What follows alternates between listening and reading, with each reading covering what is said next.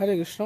তো আজকে ছিল জয় পতাকা স্বামী গুরু মহারাজের ৭৭তম ব্যাস পূজা উপলক্ষে আমি তার একটু গুরু মহিমা কীর্তন করব।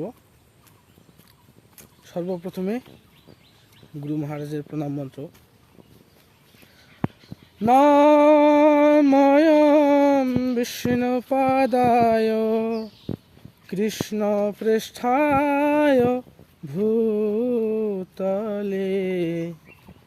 শ্রীমতে জয় পতাকা স্বামিনীতি নামিনে।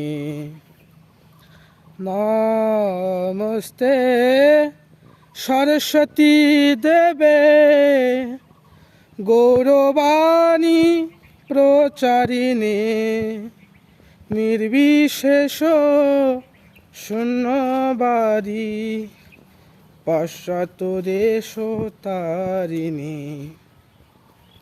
হরে কৃষ্ণ। তো জয় পতাকা স্বামী গুরু মহারাজের একটি মহিমা আমি আপনাদের সামনে তুলে ধরব, যে তিনি যে একজন মহান আত্মা সেটার আমরা অনেক বাস্তব প্রমাণ পেয়েছি এবং আমরা কিছুদিন আগে দেখেছি যে মায়াপুর কীর্তন মেলায় যখন গুরু মহারাজ ওনার কীর্তন পরিবেশন করেছিলেন, তখন শ্রীমান নিত্যানন্দ মহাপ্রভু, গৌরাঙ্গ মহাপ্রভু অঝরে প্রেমাশ্রু প্রদান করছেন, তাদের করুণা প্রদান করছেন ছিল জয় পতাকা স্বামী গুরু মহারাজের মস্তকে। তো সেখান থেকে আমরা উপলব্ধি করতে পারি যে তিনি সাধারণ কেউ নন। কারণ আমরা একটি বিষয়ে অনুধাবন করব যে ভগবানের যে বিগ্রহ সেগুলো কিন্তু পিতলের কিংবা পাথরের। এই পাথরের বিগ্রহে যে প্রাণ আছে সেটা আমরা বাস্তব প্রমাণ পাই এই কীর্তনের মাধ্যমে। যখন তাদের প্রেমাশ্রু ঝরতে থাকে তখন আমরা সেটা দেখতে পাই এবং সেটাই হচ্ছে বাস্তব প্রমাণ।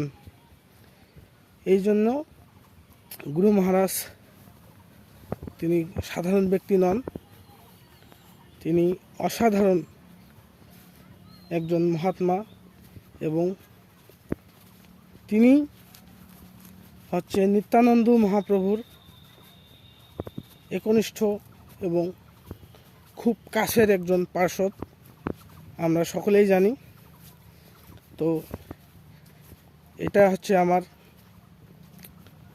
গুরু মহিমা।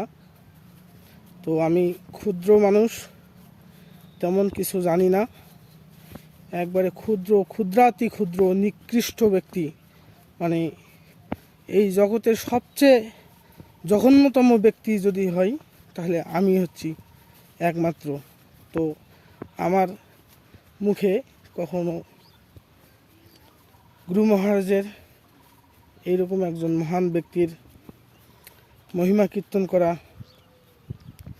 আমার পক্ষে সম্ভব না, কারণ আমি কিছু জানি না। যেটুকু বলেছি সেটা গুরু মহারাজের কৃপা,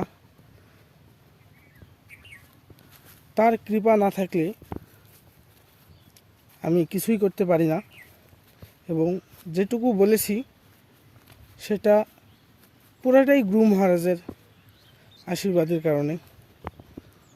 হরে কৃষ্ণ। জয় শ্রী গুরু মহারাজ কি জয়, পতিত পাবন গুরু মহারাজ কি। এটাই গৌর সত্যনাথ প্রেমানন্দী। হরি হরি বল। হরে কৃষ্ণ।